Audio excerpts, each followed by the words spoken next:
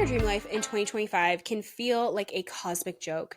Every headline is breaking news. Every bill is higher than the last. Rent, gas, groceries, even vet visits. Nothing is cheap anymore. Just last week, I caught myself doom scrolling on the news while staring at a grocery receipt that was $80 for 3 bags of food for 1 week of groceries for one singular person. And at the same time, motivation feels like it's slipping.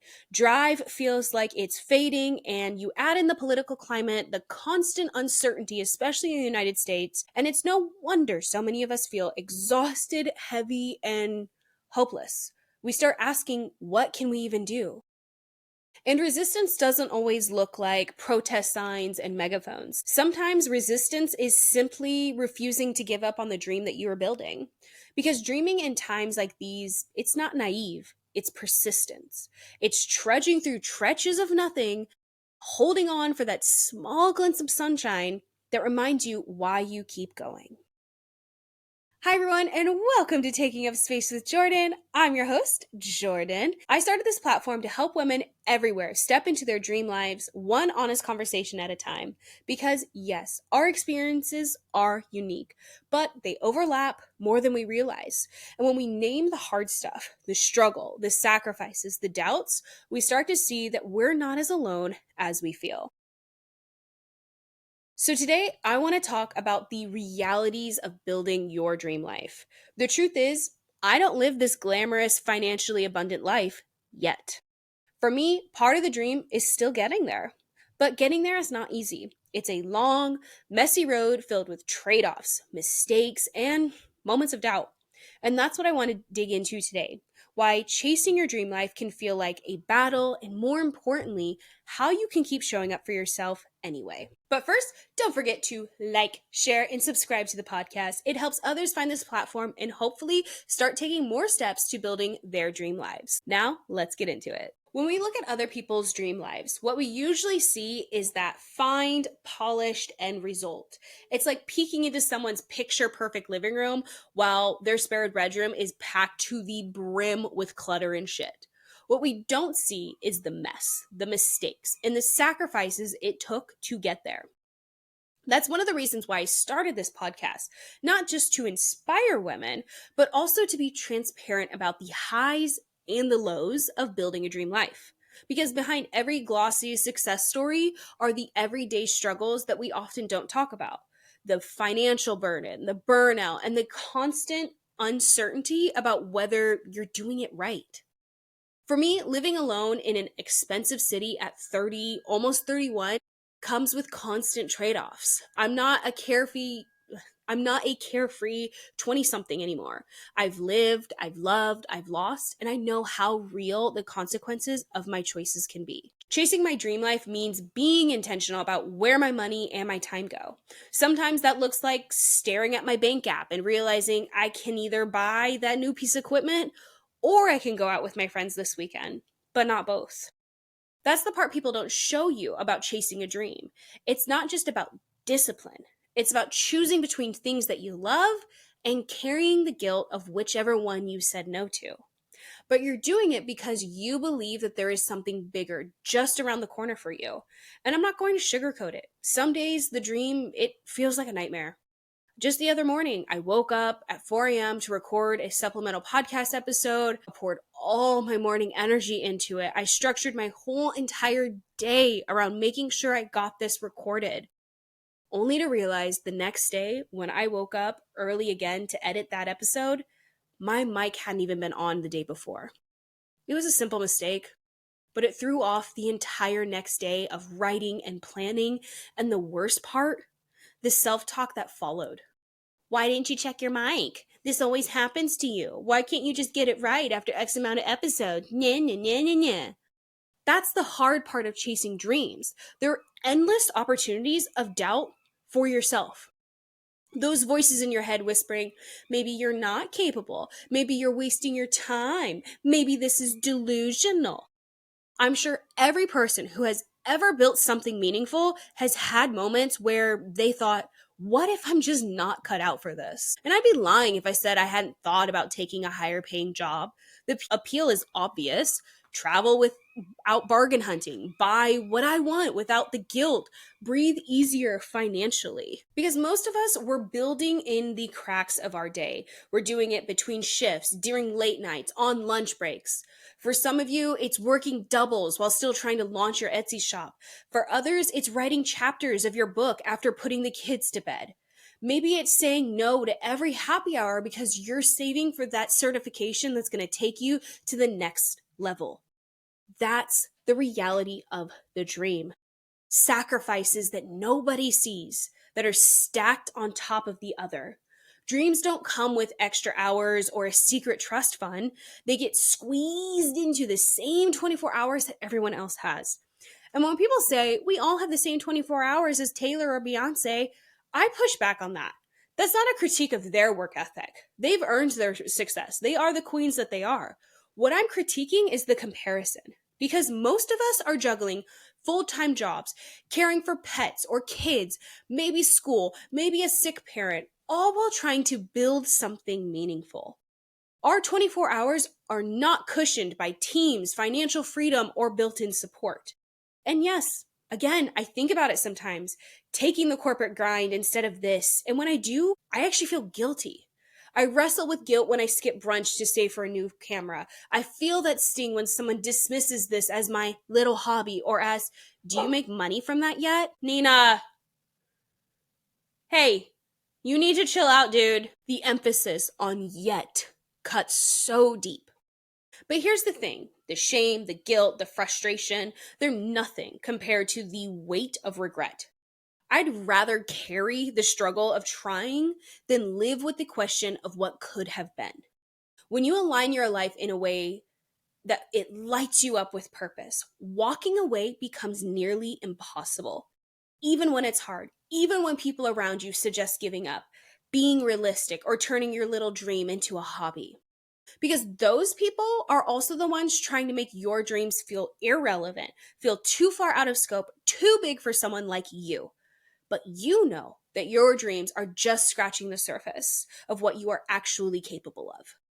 That's why dreaming is so important. The truth is, they want us too tired, too broke, and too hopeless to dream. But our dreams matter. They're not hobbies, they're acts of resistance. To dream is to believe that we deserve more than what the world tells us we should settle for. And here's the part no one talks about. Dreaming pulls joy into the middle of the shitstorm.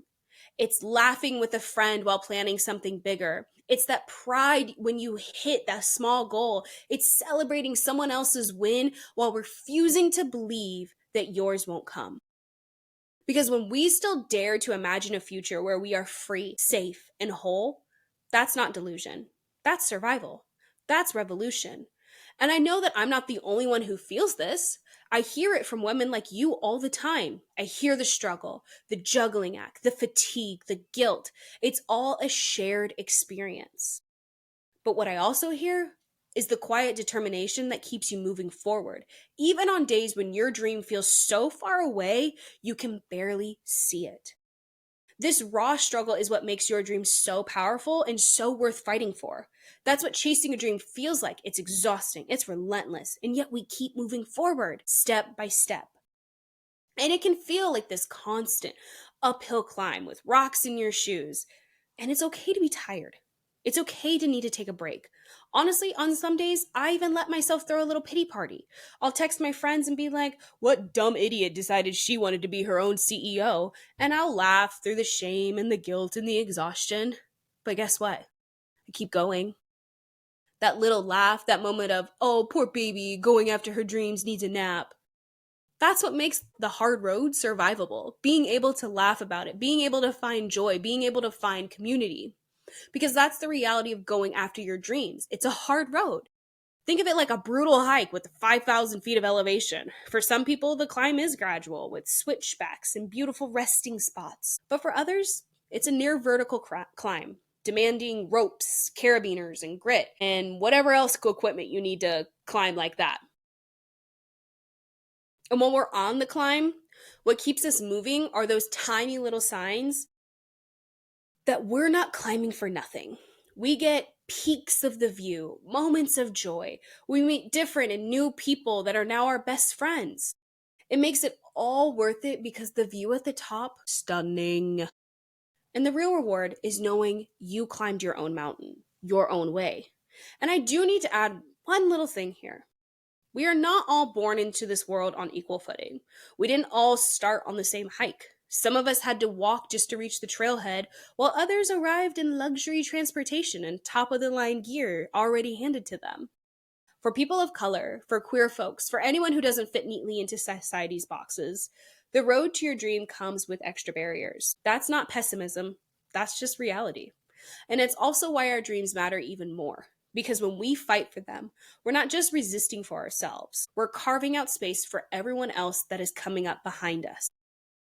And that's why these little wins matter so much. An extra $5 in your savings account, more than last month, a stranger liking your post or DMing you a simple thank you, a small business slipping in a little handwritten note. We have to eat up these small moments like their Thanksgiving dinner because they're what fuel us when the big milestones still feel so far away. Those moments remind me that progress isn't always about these big giant leaps. It's about accumulation. It's about stacking tiny wins until suddenly you realize how far you've come. The journey is not linear. No part of it has been, no part of it ever will be. But I know more now than I did a year ago. I've found my voice, I've learned what tools work for me, and built a clearer path for where I want to be. The hard road has been my teacher, shaping me into someone stronger, smarter, and more intentional. And maybe that's the point. The dream shapes us in ways we don't always notice until we reflect, until we look back. And holding on to the dreams, some days it feels like we're gripping a rope until our hands are raw, but we still keep holding on. Because dreams matter most on the hard days. They give us something to look forward to hope for, and to believe that more is possible for us. When we stop dreaming, that's when oppressors and haters win. And we hate to see a hater win. Because this isn't just about personal success. It's about proving that no matter how hard they try to grind us down, they cannot take our will to imagine something better.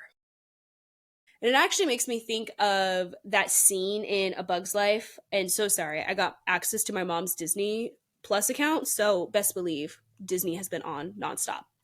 But the villain, Hopper, says to the other grasshoppers, "You let one ant stand up to us, then they all might stand up.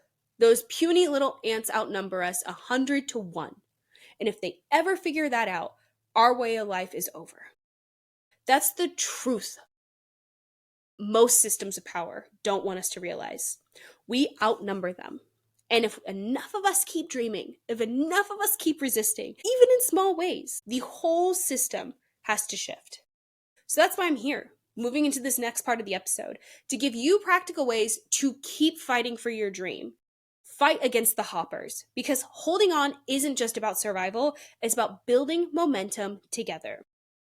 I have 5 practical ways to keep going that are not going to be just your regular mumbo jumbo self-help 101. These are things that I do in my weekly life that help me keep fighting another day. Take what you want, and if you have something that you do, I want to hear about it. I want you to send me a DM, and I would love to put together a collective list of all the ways that we are continuing this brutal climb of gripping onto our dreams. Our first shift: creating rituals around your dream. We tend to think that discipline is the only way forward, but rituals are going to be what sustain us. Lighting a specific candle before writing, putting on the same playlist before recording, brewing your favorite tea before working on content, like myself. It's not about the task. It's about creating a sacred rhythm that tells your brain, this matters. These rituals should feel like cues to put you in the mindset of someone that believes in themselves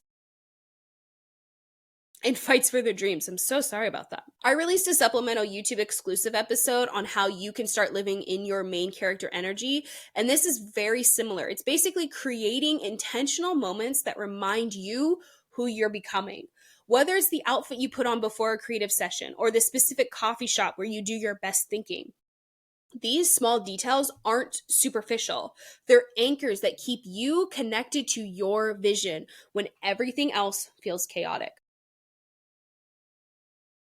Oh my God. The second shift that I want you to start doing is documenting the messy parts. Don't just wait until you have a win to celebrate. Take photos, write journal entries, or record voice memos on the hard days. Later, when you look back, those messy notes will remind you how many walls you've already had to climb. They become proof that you are capable of making it through again and again. I have an album on my phone that I call bloopers. It was first started with all the recording mistakes I would make, and I thought that I needed to have these episodes be super perfect and super clear. But as you've probably learned if you've been a long time listener, is I sometimes accidentally sneeze and burp into the microphone. I don't mean to, but it just happens, and I don't always edit those out, or I stumble over my words. But now I will also record videos of me realizing, like, my mic was not on during a recording session, or how many times it takes me to record a TikTok, or even just a little video journals of me working through a problem out loud. The messy parts on some days are going to be the ones that are going to teach you the most about yourself. Our third shift is rotating between push days and nurture days. You can't be on all the time. Build a rhythm where some days you push hard and other days you rest, you replenish. On push days, go all in, pop off, batch that content, pitch yourself, take bold action. But on nurture days, fuel the dream by resting, reading, walking, or reflecting. Both are part of the story and both are progress. And this might seem counterintuitive if this is new to you, but my most productive months happen when I'm most intentional about my nurture days. Without them, the push days become less effective. I've learned that pushing through burnout doesn't make me heroic, it makes me less capable. So I plan both types of days deliberately, marking them in my calendar and honoring them as equally important. The fourth shift is using micro bravery. One of the fastest ways to keep momentum is to do one tiny brave thing every week. And I don't mean this as like a joke thing, like, oh, I was brave for doing the dishes. No, I mean send the scary email, post the vulnerable story, ask for help. It doesn't have to be massive. It just has to be something that stretches you past your comfort zone. Those micro acts of bravery compound into bigger breakthroughs.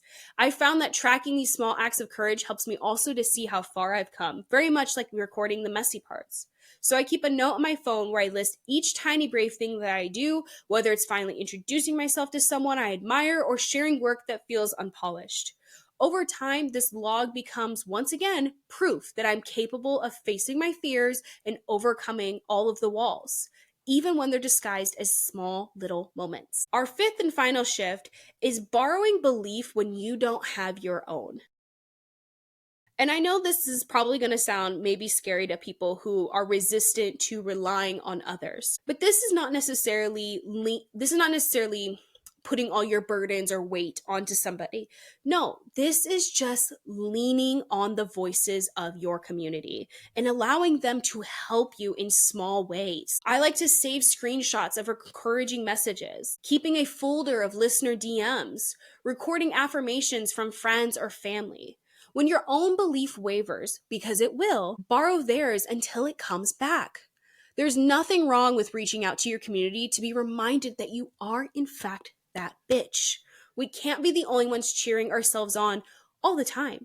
Even if you only have one person in the room clapping for you, that's one more than no one. So lean on them when you need the support. It's going to be okay. Or even come back to this episode and be reminded that this is okay to have bad days. It's okay to be someone that takes the L that day so that you can take the W tomorrow. These practices aren't about chasing the dream perfectly. They're about keeping the dream alive sustainably. Every ritual, every documented struggle, every micro act of bravery is a way of saying, I'm still here, I'm still climbing, and I still believe this matters. And here's the most beautiful part of this. When enough of us keep fighting like this, it doesn't just transform our lives, it shifts the whole system. Because just like those ants, Once one of us rises, the rest start to believe that we can rise too. So if building your dream life feels heavy, if it feels like you're trudging through mud while everyone else seems to be running ahead, let me remind you, you are not behind. You are not failing. You're just in the middle of your climb. And yes, it's hard. It's messy, and it's unfair. Some of us started the hike carrying more weight on our backs than others ever will.